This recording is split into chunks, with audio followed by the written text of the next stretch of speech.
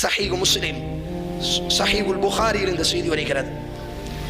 இந்த நட்பு என்பது எந்த அளவிற்கு மாற்றத்தை ஏற்படுத்தும் என்பதற்கு ஒரு பெரிய ஒரு நிகழ்வுகள். அல்லாஹ்வின் தூதர் கூறினார், ஒரு நல்ல நண்பனோடு அமர்பவனுக்கும் கெட்ட நண்பவனோடு அமர்பவனுக்கும் இருக்கக்கூடிய வித்தியாசம் என்னவென்று சொன்னால், நல்ல நண்பனினுடைய உதாரணம் அத்தர் வியாபாரியாக இருக்கிறான். நீங்கள் அத்தர் வியாபாரிக்கு பக்கத்தில் அமர்கிறீர்கள், நீங்கள் அத்தர் தடவ வேண்டாம். ஆனால் அவன் வியாபாரம் செய்யும் பொழுது பல நபர்களுக்கு தடவி கொடுப்பான். அவன் வியாபாரம் செய்யும் பொழுது பல நேரங்களில் அந்த நறுமணமிக்க அந்த பாட்டிலை திறந்து வைத்திருப்பான். நீங்கள் வீட்டுக்கு சென்றால் உங்கள் மனைவி கேட்பாள், உங்கள் குழந்தை கேட்கும், உங்கள் தாய் கேட்பார்கள், நீங்கள் என்ன அத்தரை தடவி இருக்கிறீர்கள் என்பதாக. ஆனால் உண்மையிலேயே நாங்கள் அத்தரை தடவி இருக்க மாட்டோம்.